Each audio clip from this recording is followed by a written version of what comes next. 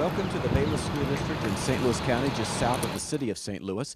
There you're seeing an exterior shot of Bayless Junior High School, and we're here at a computer classroom in the Bayless Elementary building because our program today, HECTV Live Behind the Science of Investigating a Crime, has actually been done in cooperation with both the St. Louis County Police Department and students here at Bayless who are part of the Bayless television program. So the video that you're going to see today of a crime that occurred and all the editing that's been done on all the crime scene videos has been done by Bayless video journalism students, and we're very happy that they were able to join us today. We've also got a group of Bayless 8th graders who are here as part of our live audience today. As always, HECTV Live is interactive. We'll be seeing some video conference schools join us as well, coming from Louisiana and South Carolina today. And naturally, those of you joining on the web or watching on television are welcome to send us your email questions throughout the program. Email us at live@hectv.org. That's live@hectv.org. Those get sent to my phone, and I look forward to getting your email questions throughout the program. We're going to talk about the science behind investigating a crime. What goes into all of that? To make that happen, we've worked with the St. Louis County Police Department to set up a crime that supposedly occurred here at Bayless High School, and then for them to process the crime scene as they would in an actual crime. We've got two of those officers here with us. I want to introduce them first and let them talk a little bit about themselves. Officer Middendorf, thanks very much for joining us. Let the students have an idea about what it is you get to do with the St. Louis County Police Department and what got you interested in police work. Okay. Actually, I've been with the police department for about 3 years now, and I'm currently a school resource officer here at Bayless School District, and I deal with all the issues at the school and interact with the kids and whatnot. I have a degree in elementary education, so it kind of works hand in hand with what I got my degree in, so interacting with the kids and whatnot.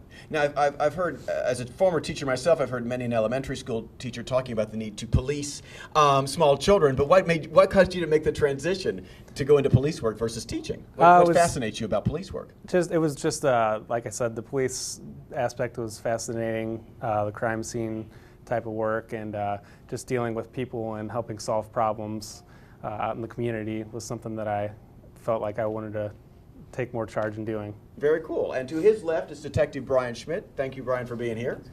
Hi, I've been a police officer for 15 years. I spent the first 5 years as a trooper with Missouri State Highway Patrol, then transitioned to the St. Louis County Police, where I rode a beat for 5 years, and I've been a crime scene detective for 5 years. I've got a master's degree in criminology. I just started out my career wanting to work with the state, and then found out there wasn't much to that job except writing tickets, and so I came here so I could do this job. Now, you're a detective now. Talk a little bit about the process of becoming a detective, and what's the distinction between officer and detective? Okay. When you get assigned to the Bureau of Criminal Investigation of our department, you become a detective. It's a job descriptor. It's not a promotion. I'm still a police officer, but I'm a police officer detective. If I were to get promoted in the unit, I would become a sergeant detective. But at this point, I'm just a police officer, and my description is detective. And you're going to see a lot of both of these guys in the video that we're going to show you of them interacting with the individual who reports the crime that occurred here at Bayless High School, and of course, obviously this crime really did not occur, and then as you get to see Brian process the crime scene evidence as well. The students who are joining us interactively today had a chance to look at some of these videos in advance of the program, and we're going to come to them for responses and questions a variety of times, but we figure we need to start with giving everybody else a chance to see the crime that those students have already seen. And of course, this is not something you would normally get, gentlemen, the idea to actually get video of a crime as it occurred, which might make solving a crime a lot easier. But in order to be able to talk about going behind the scenes, we wanted to give everybody a chance to see what the crime was really like. So let's find out about the burglary that happened here at Bayless High School.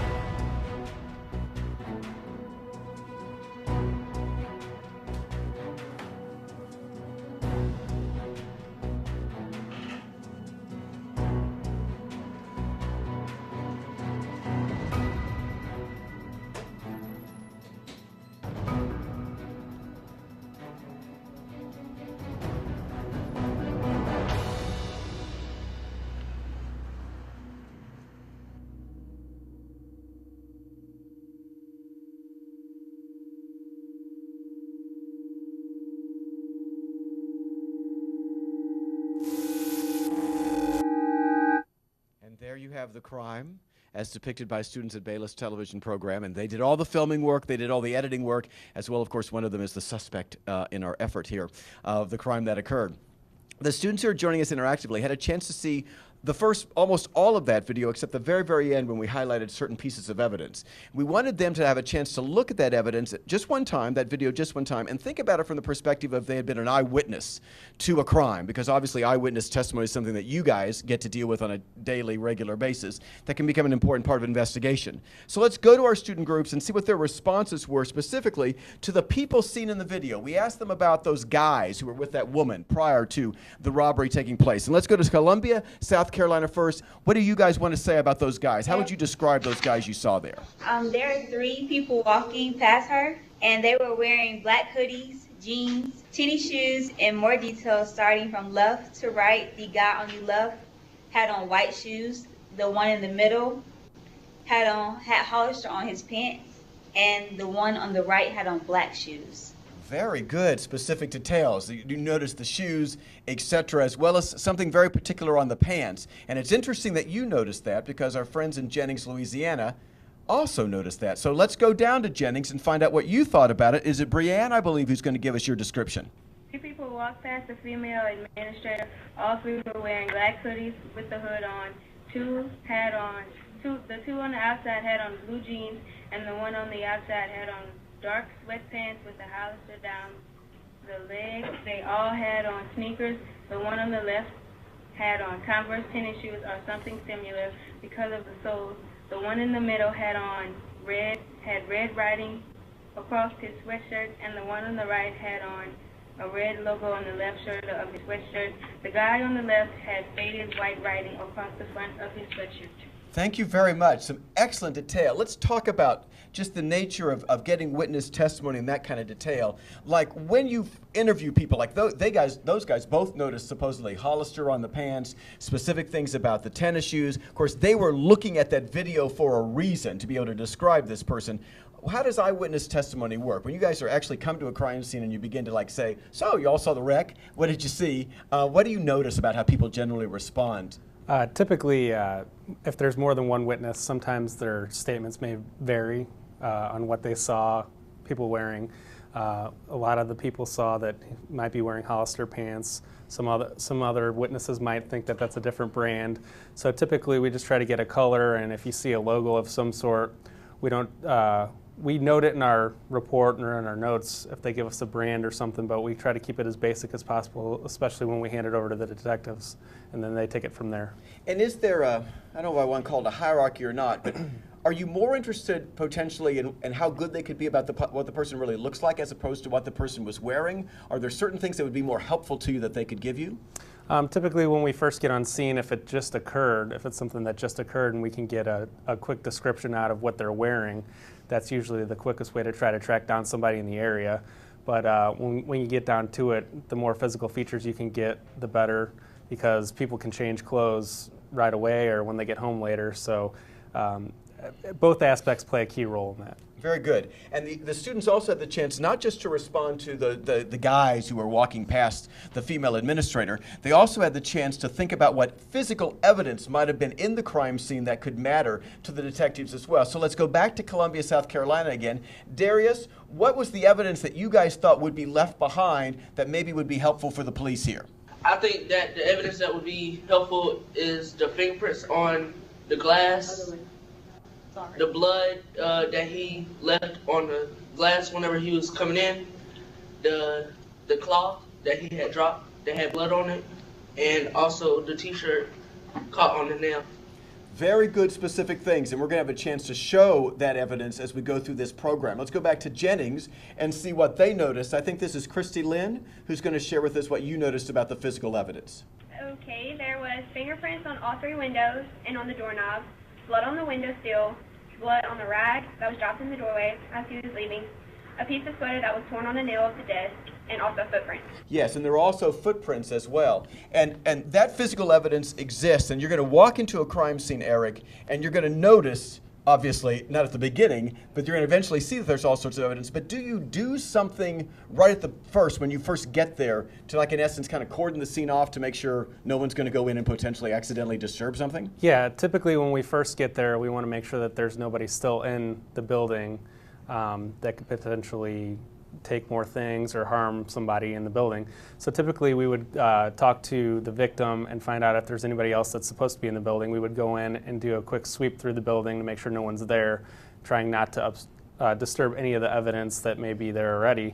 And then we would come out and we would take notes from what the victim would tell us, and we would kind of walk through carefully to take notes of what was disturbed and whatnot, so we don't disrupt any of the crime scene. And then the detective would come in and start to collect evidence of that sort. So if we see something, we may take note of it and let him know when he gets there, but we typically don't really handle the evidence or anything like that. Okay, so in essence, you're walking into the room kind of like the student just saw it, and you're just noticing what's there that maybe you want to be able to tell the officer when he arrives. Correct. To begin the investigation. Very good. We also then wanted to give you guys a chance to see what it's like when somebody reports the crime and then goes through the interaction with police officers who come to the scene. So that's what we're going to see next when the administrator finds out, oh my goodness, something's gone wrong here.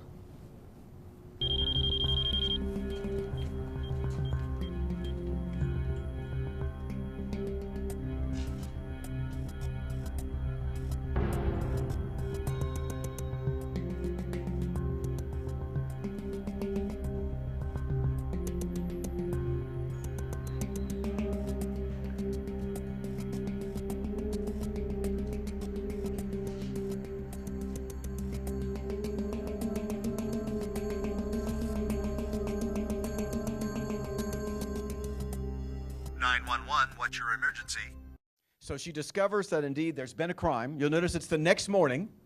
And hopefully the students here, as well as our audience who's watching via the web or television, has also noticed that there's a little bit of difference in the weather between what was occurring the night before and what was occurring that day. And we wanted our students interactively to give us some idea about what they noticed about that, so we could talk to the police officers about whether or not that affects potentially the investigation. So let's go again to South Carolina first. I hope I'm pronouncing, is it Gervais? What did you guys notice about the weather difference between the night before and that day? The weather changes throughout the video. It goes from raining to snowing to sunny. The weather could impact the crime scene because the rain and snow could have washed some of the evidence away. Very good. So you notice the difference between some rain, snow the night before, and it's not raining and snowing the next day. And Jennings, Louisiana, let's find out what Lane thought. What did you guys notice? It was cold outside. It was damp. The sky appeared to be overcast. We do not believe that the weather had any effect on the evidence. Fingerprints are from the oil on your fingers. Oil and water do not mix. Some of the dampness would have messed up the fingerprints. The blood evidence would not have been affected either because water does not destroy DNA. Very good specific information, and we're going to bring Brian into the conversation here for a minute since he's the crime scene technician. Talk a little bit about that. Do you worry about like water dealing with rain harming fingerprints or blood evidence? The blood, no, but fingerprints, you know, it is technically the oils are what we're looking for, but rain will wash them away. It becomes very difficult to get them off an exterior surface, especially with the weather we have around here, a lot of humidity. On car larcenies where I'm trying to get evidence off a car, damp cars don't hold the prints very well at all. So the dampness does make it difficult to collect. The fingerprints may still be there, but they're not going to be able to be collected with the dampness. But the blood is not affected because you're going for something more than just the fact that I can potentially find out that there was blood on the surface even if I'm not seeing it there now. Correct. Very cool. Great things to notice from both those groups. Now the police arrive and the witness gets interviewed. And everybody, let's pay attention to what the witness is talking about, what she's thinking. Put yourself in this person's place. You've just reported a call to 911, and now the police come in and they want to find out what you know. Hi, ma'am. I'm Officer Mentor.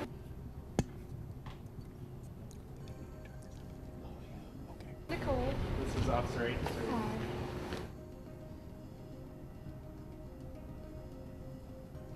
Can you tell us what happened here today? Or first of all, have you been in the building? I haven't. I just walked in to see, and I saw the window open and all the doors open, which I remember clearly locking up before I left last night. So there shouldn't be anyone in there now, right? Not that I know of, no. So we're just going to go real quick and check that. Just wait here for us. Okay, so were you the last person here last night? Yes, I was. I was coming back from a meeting around like 5:30. Okay. Did you see anything suspicious? Or? I mean, I saw about 3 boys walk down. I said hi, but that was all. They were bundled up in dark clothing. How old did they look? I didn't get Black, white? They were white, I believe. Yes. You sure they were males? Yes. Do you, how tall were they? Not sure. Not sure. Didn't really pay attention. Okay, and then you locked up the store here? Yes, I locked up all of it. My office is over there, and I was sleeping. I locked that up. I turned off the lights. What time was that that you left? Around 6:30 at night. Now, you guys are obviously dealing with witnesses who could be extremely nervous about the whole process. So Officer Mindorf, take us through that a little bit. What do you do to try to calm them down? How do you interact with them to make sure that you're getting accurate information that's helpful? Well, like I said, after we get there, we want to make sure there's nobody in the building still. So after we clear the building, we would come out and talk to the victim and just try to calm them down and let them know that there's no longer a threat in the building. And, you know, these things do happen from time to time. And once we get them calmed down, we can get more of an idea of what exactly happened and get any kind of witness statements that they may have or anything that's missing. How important is it to you, the timeliness of the statement? Do you want to get that as quickly as possible? Like in a situation where somebody might be hysterical, for example, how important is the timeliness of getting the information? Usually, I mean, time is usually of the essence, especially if it's something that just happened. Like I said, you try to get a time frame as to the last time she knew that nobody was in the building and then when she got there. So we got a specific time frame that this could have happened. So if it's a really small time frame, we want to get out the information to other officers to be looking for a specific suspect to keep an eye out. Otherwise, you know, just as quickly as we can and get the detectives involved and so he can start collecting evidence. And are you ever likely, detective, to go back to that witness again? Yes. Sometimes, most times we go back in a day or two to see if they remember something they forgot. Many times they'll be like, oh yeah, this was also taken, or this was also moved. Where initially they're just worried something just happened and they're in that little shock. And then the more they think back, the more they remember and the more detail they can give us. We asked the students who are joining us interactively to look at both the video interview as well as to read the police report that you all compiled and give us some idea about what they noticed about strengths and weaknesses of this particular witness's information, because we're going to be interested in eyewitness testimony when we get later in the program and talk about solving the crime. So let's go to Columbia again. What can you tell us, Chelsea? What did you guys notice about strengths and weaknesses of her information? The strength was she immediately called in the report and she was able to tell how many men it was. Her weakness was she forgot a lot of important details about the men. Okay, so that's a very good specific thing to note. She remembered a certain number of men, but she didn't necessarily know details about the men, and that could be very important to the investigation. Let's go to Jennings. Grace Ann, what did you guys notice about strengths and weaknesses? Her strengths were she saw 3 possible suspects, she called the police immediately, and she knew what was stolen. One of her weaknesses was she could not give a good description of the suspect. And I think it's interesting that both groups picked up on that. That it was difficult for her to give a good detailed description of the suspects, but you also noticed that she could tell what was missing. And in a burglary situation, that's vitally important, right? You've got to have a real sense of that. That's correct.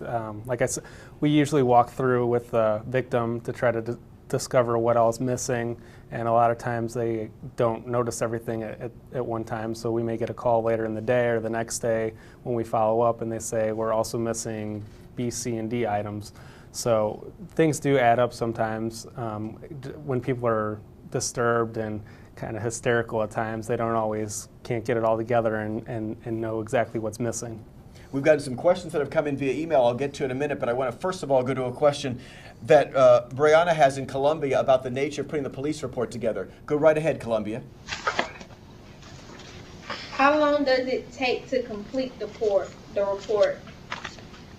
So how long does it take to complete the report? And they were also interested in knowing, how do you determine the value of missing items? Well, we usually ask the victim maybe what they bought it for or what they value it as, and we usually put that in the report as to what the value may be. But typically the report, we usually have a face sheet to our report, which is like all the victim's information, name, phone number, address, specific information like that. And if we have a suspect, we would put the suspect, they would have their own sheet as well. And then finally, there's like a narrative where we write out a specific, almost like telling a story as to what we know. We don't want to speculate as to something. Obviously, this one was pretty cut and dry, you know, how he got in and whatnot, but we don't normally want to speculate. There may be an open window, but we don't know if he went back out that window or if he went out the front door or the back door or what was unlocked and what. So basically, we try to be as vague as we can, and then the detective usually gets a hold of that, and he puts his input in after he collects the evidence. So I know they appreciate it when we're a little more vague with information like that, but we do try to get more details as to what we might see and what the victim remembers seeing. Enough to get them started, but not enough to make them not go a certain direction. Correct. Very good, important thing to know. An email question that came in, and don't forget, you can email us to live@hectv.org. This is a question, I think, about safety factors in reporting crimes. Did she do the right thing to stay in the room while calling 911, or would you recommend in a situation like that that someone would move out of that space? Yeah, typically I would say it would probably be a good idea. Most people will go back outside and call 911, but it's not untypical that people stay in because it's their house and they kind of feel comfortable there, even though they were kind of violated with somebody being in their house. But sometimes we do get people that walk through their house before we get there. Mm-hmm. We wouldn't recommend that. We would say go back outside, you know, maybe to a neighbor's house and call the police, and we would come out, and like I said, we go in and we make sure there's nobody there, because they could be hiding. They could hear you come in the door, and they might hide in your closet and wait for you to leave. You just never know. We don't want somebody to potentially get hurt. So we've got a crime scene. A crime has occurred. A witness has reported what she notices about it. The police have come for their initial conversation, and now the crime scene technicians are going to be called, and they're going to begin to process the evidence. And just before we begin to look at the evidence and ask questions and go into the science about processing the evidence, you guys you just call, so to speak, somebody else, and they come right away? Is that the way it works? The detectives? Yeah, I mean. Well, typically we would get on our radios. Okay. After we take the initial statement as to what's missing and whatnot. We would call on the radio, and dispatch would dispatch the detectives. It depends on their call volume, if they have calls stacked up, and the urgency of their need. Obviously, if it's a homicide or something like that, they would need to come out a lot quicker. But something like a burglary where just something was taken and nobody was home, they may be stacked on a list, and typically we would wait for them, but if they're kind of stacked up and they're going to be an extended estimated time of arrival, we would just leave a card with the victim and just tell them to try to not disturb any of the scene. But other than that, we would kind of stand by and secure the scene and make sure nobody else comes in. And so then, Brian, you would either get some sort of briefing, if you make it quickly enough, some briefing from the officers on the scene, otherwise you're reading what the report is? Yes, and generally I might even re-interview the victim if they're still there. Because, you know, just in a short time between the initial report and when I get there, they're thinking about what's going on. So I may actually get more details than the reporting officer did. Well, let's begin to look at the evidence that has been accumulated in this crime. And I'll remind the Bayless students, if you guys here have a question anytime, just raise your hand. We're going to begin by looking at the fiber evidence. And again, our interactive schools were able to look at this evidence first. Let's go to this fiber evidence, and then we'll go to some questions about them. Now, we see that you've got fiber evidence located here. And just take the kids through the process. I see you're taking photos of everything. What's the purpose of the photo documentation? It's mostly for court, and also just my own. I could do multiple crime scenes in one day, and I have a good memory, but I'm not going to remember everything.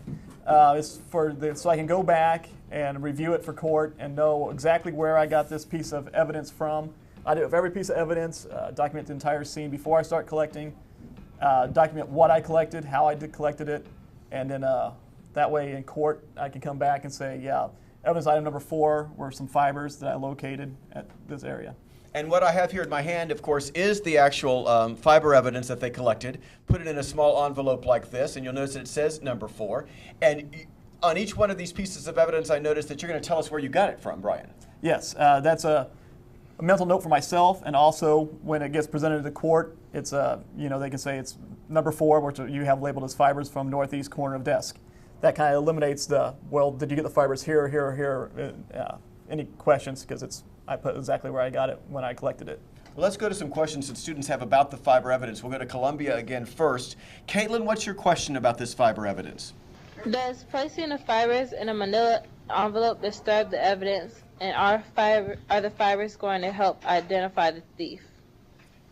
Very good. Let's go for the first part of it first. And I brought the fiber out, and we'll be able to do a little close-up for you. It's a pretty small sample. But putting it in and disturbing it, talk about that a little bit. Okay, the reason we use paper is that if you put it in a plastic, it can humidity gets trapped and it begins to sweat and it starts to destroy some of the value.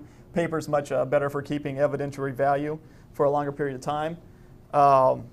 Yeah, collecting it that way, it's going to be fine in there until we get it to the lab. And the second part of your question about how you can then utilize that in the investigation is also built upon by a question we're going to get from Jennings, Louisiana now. So we'll go to them and then we'll be able to talk about that. Wesley, what's your question about using of the fibers? How can you trace the fibers back to the suspect, and what kinds of tests are done on the fibers, and what can the test tell you? Two very excellent questions. So let's go with both the question that we got from South Carolina and that. How do you go about now taking this fiber evidence and somehow getting it to somebody? Okay. I would collect it, properly package it, transport it to our lab, where an expert in the field would use chemical testing on the fiber to get down to what it's made of, the cotton synthetic blends, and then also the dyes used to make the coloring of the fiber, which can also be linked to a specific make of a sweatshirt. Some companies are so into the chemicals that they use and the fiber combinations they use, they can tell you which of their plants manufactured it and what kind of clothing where this blend was used. So that can really narrow it down to if you have a few people that you are zeroing in on and they own these sweatshirts, and you go, well, we know the fiber came from this kind of sweatshirt with this color combination. So the fiber can be extremely helpful depending, I guess, upon the uniqueness of the fiber and the uniqueness of the garment, so to speak? Yes. The rarer the garment, the better. You know, if you get a weird color, it's much better. You know, black hooded sweatshirts, you know, they're everywhere. But you can get down to, when you get it down to the correct dye and the correct fiber combination, that will narrow down black sweatshirts even further than just black sweatshirts. Now, does the age of the fiber matter any? You know, color fades over time. So can you go beyond that? The color will fade, but the chemicals of the coloring will be the same. So the chemical test is going to come out with the chemical used when it was dyed. Not that it's, you know, it's not going to come back as dark black versus faded black. It's going to be black dye number. And what's the time frame for this kind of test? This kind of testing could take, at our lab, just within the month, a couple of weeks. If you have to send it to like a state lab, you could be put at the bottom of the pile, and it could take up to a year to get that. Oh, wow. Okay. So investigations can take a while then, obviously. It's not like we're going to immediately find out an answer 2 days later. Well, you know, if you're coming down to fiber evidence is all you have, you're going to have to go with it. But hopefully you have further evidence that's going to be quicker, and this will just be something to support later. And luckily, in this crime, we do indeed have further evidence, and the next piece of evidence we have is some physical evidence, a rag that was left on the scene. And before we begin to play this video, a couple of questions to set us up in terms of perspective for that. Let's go to Columbia. Alexis, let's ask your question right now. What is the solution that you placed on the swabs, and is the same person who collects the physical evidence going to test it in the lab? Great. Thanks for those two questions, Alexis. We're going to begin to look at this video now as we talk about processing this rag. So now, Brian, you're dealing with specifically with this, and is this, I mean, I go to this piece of evidence first because it was right at the door? How do you determine what evidence to look at first?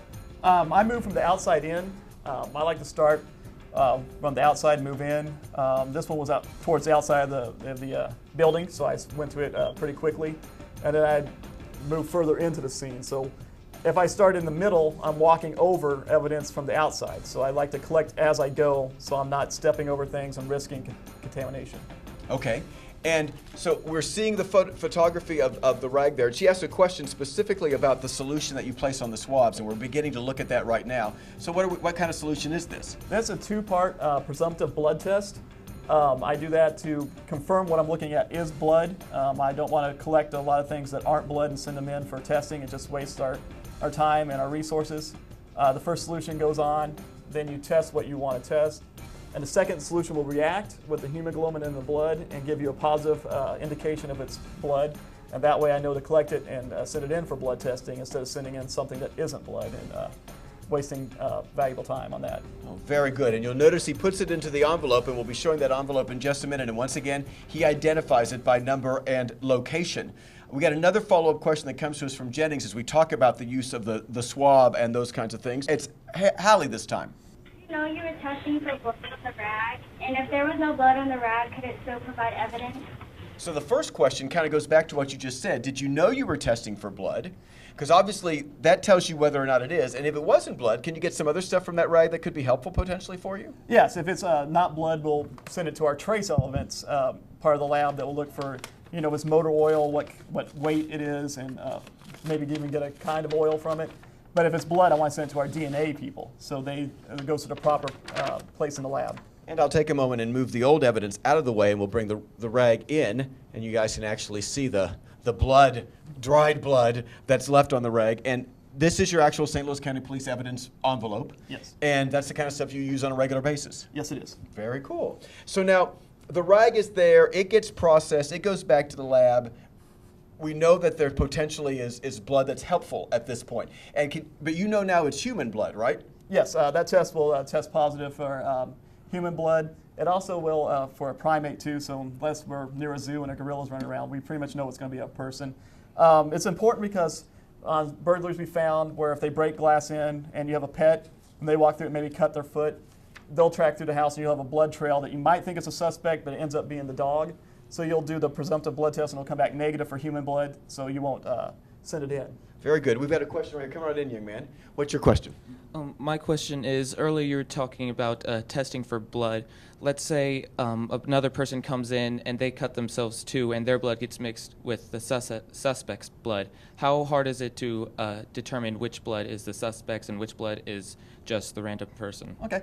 Commingled blood is used quite often. Actually, it's more common in a homicide where there's a fight or something and the victim's bleeding and the suspect's bleeding. Our DNA people will be able to pull the two profiles out, and that way we'll have the two suspects or victim, suspect. It's not uncommon even on a burglary to have 2 or 3 people go through the same window and they all cut themselves the same way because a piece of glass is there and they all 3 cut themselves and they go different ways. And we might have 3 samples of blood on the glass where they came in and then 3 different blood trails. And that way we can, they'll be able to determine there's more than one person providing the sample, and they'll be able to separate the 3 sequences. Very good. Great question. Thanks very much. And it's a perfect segue to what we want to talk about next, which is blood evidence in more detail. Because in addition to the blood that was left on the rag, the physical piece of evidence that was there at the scene of the crime, you also noticed that there were some bloody thumbprints or something that were left by the window ledge. And we've got some background questions to help us begin to talk about the blood evidence. So let's go to Aisha, I think it is, and again, correct me, Aisha, if I'm pronouncing it wrong, from Columbia, South Carolina. What's the question you have about the process here? How do you determine how much blood to swab? So how do you determine how much blood to swab? And so let's talk about that as we go through looking at this blood evidence. Thanks very much, Aisha, for that question. So we roll this now, and we're going to be able to find out the blood evidence is looking like at the windowsill so we can begin to see how you test for that. So we see some bloody fingerprints there in the window kind of thing. And is there some sort of amount you try to swab? Is that to go to Aisha's question specifically? You just look for enough to cover your swab. So it's always better to have more for the lab people than not enough, but you usually take what you can get. If there is a blood trail, I'll try to document each drop and try to get a sample of each one. It's not uncommon for me to have evidence scenes that go up into the hundreds of pieces of evidence. This one is all one isolated area. I labeled it as one piece of evidence, so I took one swab of that blood. And is the solution on the swab for this the same as the solution on the swab for what you just did with the rag? Yes, I did another presumptive blood test on that, and then I would that swab that I did the blood testing on is disposed of. Then I take a second swab to collect the blood I want to have tested. So on that one there was 3 drops. I tested 1 drop and then collected a second drop. So we've collected some blood on a swab, and this is actually that piece of that small box with the blood in. I'm going to try to lay it there in a way that hopefully you can see it. Maybe you can pick it up, Brian, for the camera as well. We can see it pretty nicely right there, which gives your information. So the swab is actually inside that little box, correct? Correct. And so that's what goes back to the station, and that leads directly to Tyler's question in Jennings, Louisiana. Tyler, go ahead and ask your questions right now about blood evidence. Tested, or can they test it at the police station? And what exactly are they testing for in blood, and how long does it take to get the results of the blood testing? 2 great questions. Do you guys test it locally, or do you have to send it off to be tested first? We're fortunate in St. Louis County to have a great crime scene lab, so we do it here. In a rush case, which I just had a homicide last week we rushed it. It takes 6 hours to do, so you'll have your results back in 6 hours. We're looking basically for a DNA profile of the suspect. They'll extract the DNA from the blood and be able to, it comes out as a printout. It's almost like a bar graph of ups and downs marking their profile, and each person has their own. So even if I'm a twin, even if I'm a sibling, even if I'm identical twin, I've seen many a murder mystery show where it was actually the identical twin who did the crime and not the, whatever. Unfortunately, identical twins are going to share their Okay. profile. But siblings, we're going to be able to tell your siblings, but you'll have your own. Okay. We're going to be able to tell you have common ancestors and or that your parents are the same. Or in a couple of cases, we've been able to say that you're not the father because the siblings didn't match.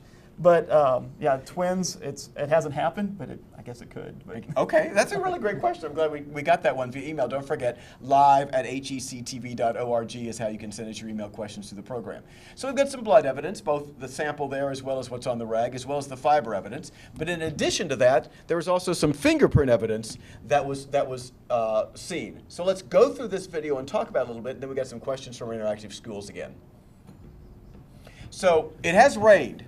And just to remind everybody, in all probability, unless the rain is like really pelting against that window directly, you're still going to be able to get some good fingerprints from this location. That window's protected, and also it was up, so it was behind the other window. So that window was totally protected from the elements. Okay, and so we're seeing you just at one window now, but like in case you don't know, are you actually looking at every potential window there to see if there's fingerprints? Are you looking at every potential part of the window sill or whatever? I look for obvious scenes of fingerprints. A lot of times they'll look in windows and put their hands up and do the whole glare in, and then actually push open a second window. So I'll print wherever I can find latent evidence. I want us to, if it's possible, I want us to pause the video right here for a moment to go to a question that a student has about the process before we go into the tape activity. And that's going to send us to Ivy down in Columbia, South Carolina. Ivy, what's your question about fingerprints? What was that substance they were putting on the window, and also how long does this process take? Great question. So what is that white substance that we just saw go on the window? We can bring that video back up. Oh, it's a magna powder. It's magnetized filings that actually are attracted to the oils in the fingerprint. My wand is magnetized also. Actually, when I'm moving it back and forth, I'm not actually touching the window. There's actually a little gap, and the oils will attract and the filings will stick to it. I like the magna powder because it's cleaner. It doesn't get in the air as much. I actually also have some of the older powders which get all in the air and you breathe them, and it makes a mess in the house. This is just a step forward in the technology of crime scene, and it's a lot better and cleaner. As far as long as the process takes, we have our own fingerprint unit in St. Louis County, so I can get the results back almost immediately. The fingerprint examiner will look at what I collected, see if it's worth even if it is identifiable, and then run it through the APHIS system, which can take several hours to come back. It's not instantaneously like on TV, but we can get it put in almost instantaneously. Very good. We're going to go back to that video in a second because we're going to deal with another part of it, which goes to this question that we're going to get from Greg down in Jennings, Louisiana. Go for it, Greg. Why didn't he take the whole handprint? It looked like he only took a finger portion of the hand and not the whole thing. Do you use a special kind of tape, or will any tape do? Very good. We'll talk about those two things. Two good questions as we begin to roll this video again, and you guys can see what the print looks like and the tape that is being referred to in Greg's question. So let's talk first of all about the tape, since we're seeing it right now. The tape is specially made for us by crime scene suppliers. It's a thinner tape than like your box tapes that you would use because our fingerprint examiner has to look through it to the lift I'm taking off the window. The reason I only did the fingers is because the palm didn't come out. I could tell that the hand was there, but it didn't have any detail. Only the fingertips did from where he pushed harder. So that's why I collected just the fingertips this time. And talk to the students a little bit about identifying it, because we're seeing you do that right here now. Okay. My fingerprints I letter, and my evidence pieces I number. It's all for going back to court later, so I know where I took each lift from. It's not uncommon for me to have scenes that go into double, triple letters, because I collect that many fingerprints. Like on this one where I'm writing letter B.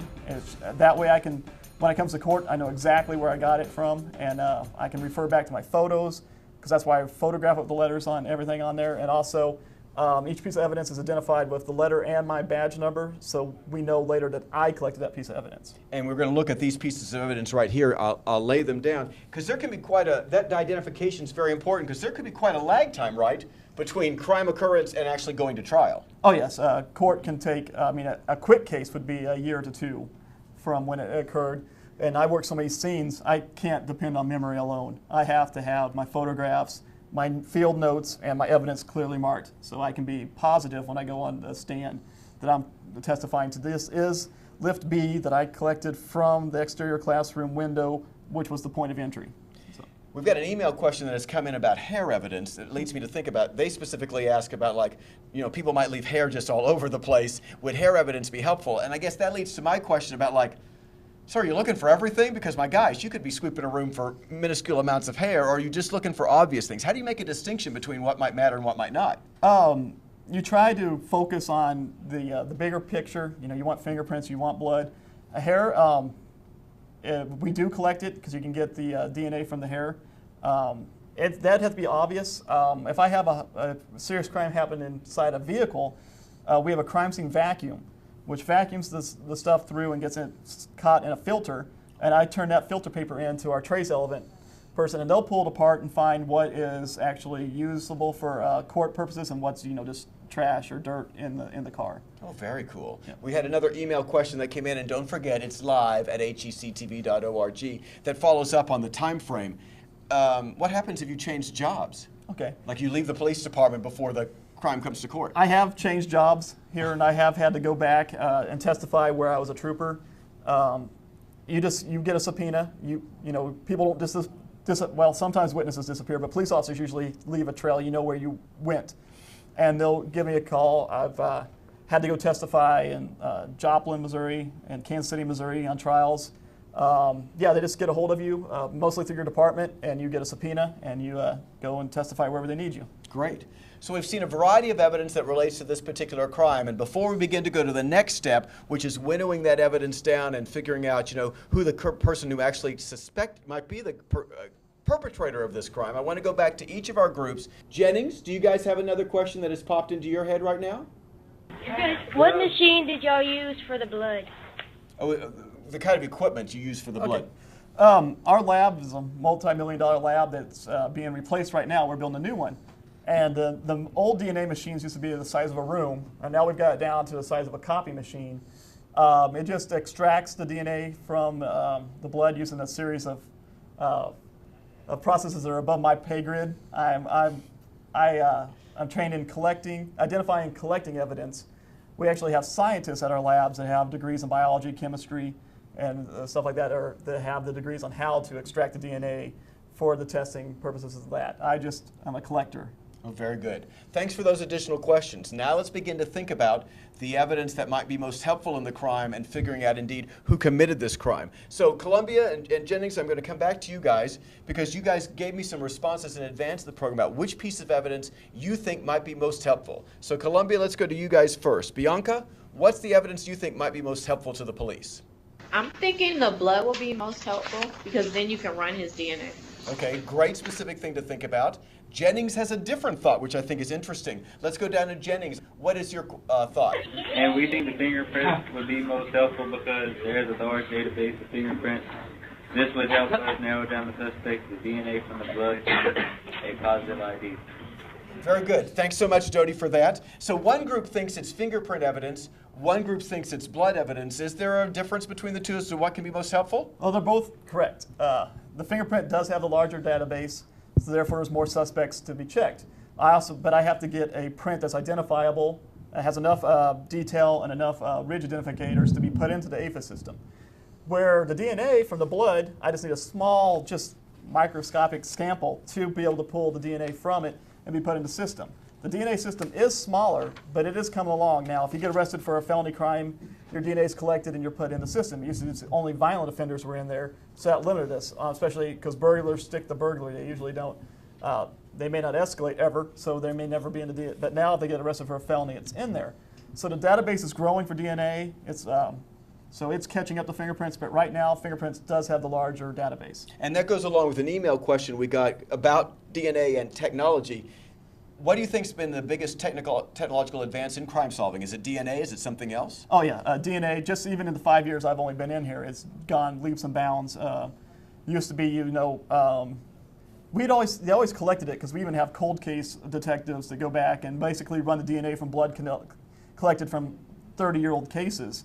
And we're able to make them now because back then we just didn't have the technology to identify someone through their DNA, and now we do. And that's been the biggest step, is the DNA database.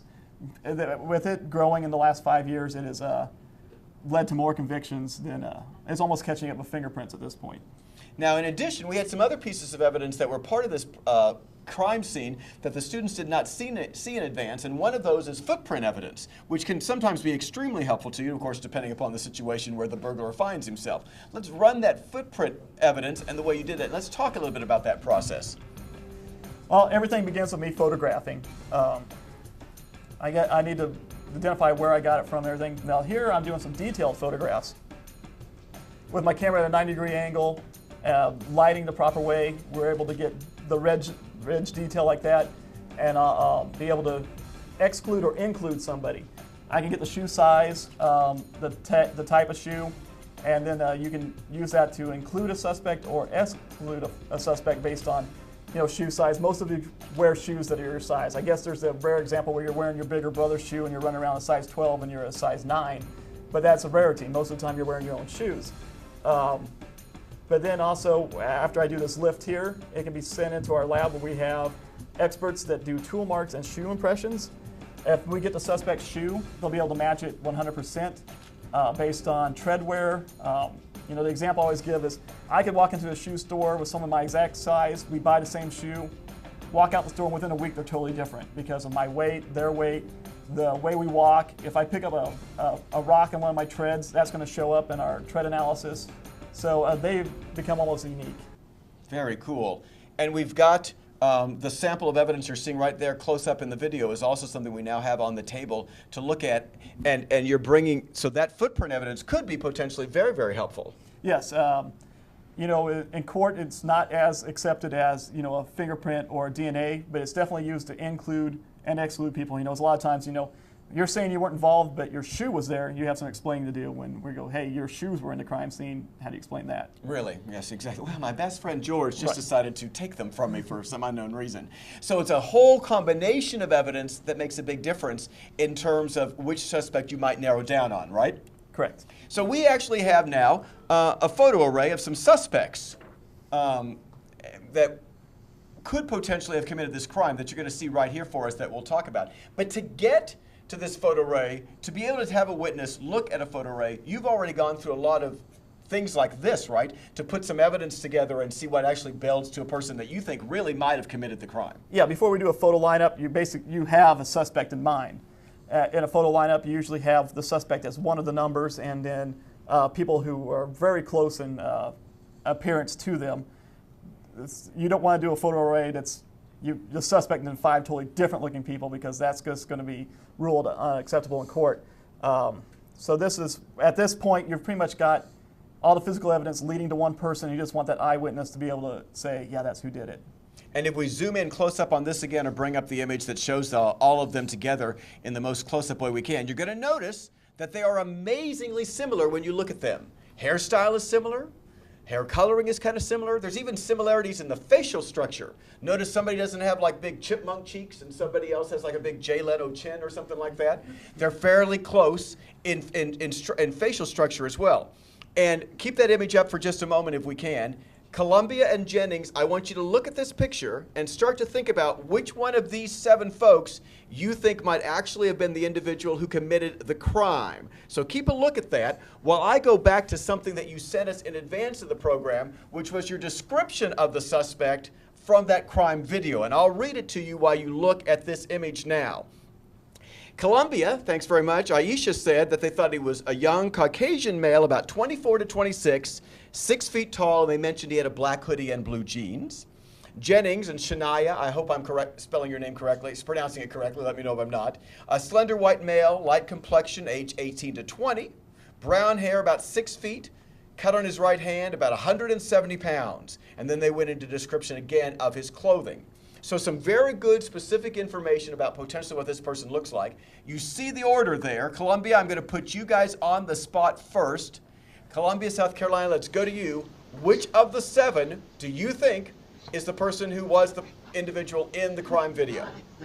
1. I think it's 5. I think it's 5. I'm thinking it's 5. 5. Yes, We're saying 5. Number 5. This was great that we could like eavesdrop on your conversation that way. I heard some people lobby for 1. I heard some people lobby for 5. And so, Columbia, am I accurate in saying that you think it's number 5? Is that your final choice?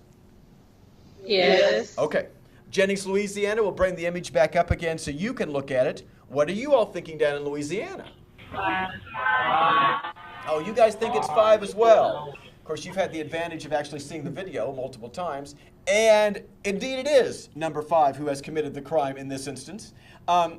And you guys being able to see the crime and seeing that video was very helpful. So congratulations to all of you. And that brings up an email question, actually, when we think about that somebody sent in earlier about security tapes and surveillance tapes. Because in essence, what you guys were able to see is supposedly like a surveillance tape, a security tape that would have been at the scene of the crime. Are those available, again, on television? I frequently, it's like, ooh, the security camera from across the street at the bank actually caught the person as he was walking down the street corner or whatever the case. Do you get a lot more of that now? Can you utilize that evidence more to your advantage today? Yes, that's why it's very important to get the time frame so we know when to start looking at surrounding video surveillance. I mean, just the other day there was a shooting at a barber shop and it was practically on the news. They had so many surveillance video of it, they were showing it out almost as it happened on the news. You know, it's all about the society. You know, I have a couple of friends that are police officers in London, and everything's on video there because they videotape everything. So it's starting to be certain areas are starting to put video surveillance throughout the entire area. So the more surveillance we have, the better. We've had a few that have captured the suspect leaving in their vehicle, and then we're able to identify them through their vehicle. They might think they got away from the scene and they just drive off in their own car. So the video is very helpful. Very good. As we come here to the end of the program, Eric, I think it might be a good opportunity to give people some information about just reporting crimes and also about their safety, because we got this email question in this morning's program that I think really applies nicely now. Do you have some tips for people, things that they should probably do to help prevent crime against themselves that they may not think about? Yeah, like I said before, if you do walk into something that you believe is a crime, it's best to maybe step out of the situation and call. But like I said before, you want to make sure that everything's locked, like your locked doors, your car doors, because we get a lot of car break-ins where we get suspects that'll just walk up to cars and check the doors, and if they're unlocked, they're going to rifle through it and take what they want. So actually, more times than not, we get people that just leave their cars unlocked or their doors unlocked, and houses get burglarized and cars get things taken out of because they left them unlocked. So I would say make sure that you have your doors locked. Very cool. And Brian, to try to summarize, I guess, a little bit about your work as a crime scene detective and processing this information, what's really important for people to understand that applies to the real world of how you do it versus what they might see on CSI, Law and Order, and all that good stuff? Okay. Well, you know, one of our mottos is you always bring something in and take something out with you when you go to a scene. There's no perfect crime. They might think they have everything covered, but they're going to leave something for us to find. Just know that it doesn't happen in an instant. You know, it's not going to come up to, here's his picture, here's his address, and he's there right now on the computer.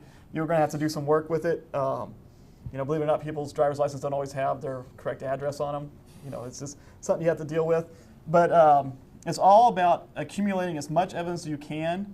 So each little piece of evidence gives you another piece of the puzzle, and then you can put it all together and come up with your suspect. It is indeed a puzzle being put together. Is there something you find most challenging or most exciting or most difficult about doing the little whodunit work? I like when someone challenges me and thinks they've covered up their tracks. That just always gives me a little satisfaction. When I'm listening to the interview and they're like, you can see that little aha moment when they're like, oh, they've got me because I thought I covered everything, but they didn't. So very cool. Eric, thank you so much for being here. We really appreciate it. Brian, thank you so much. And some applause, please, for our police officers who joined us. And we cannot thank enough the fantastic folks at the St. Louis County Police Department who made these two gentlemen available, and the Officer Ayton who joined you, obviously, in going to the scene of the crime as she was reporting it and involving everything with this program. And, of course, we want to thank the great students at the Bayless television program for putting all those videos together, filming. So big applause for them as well.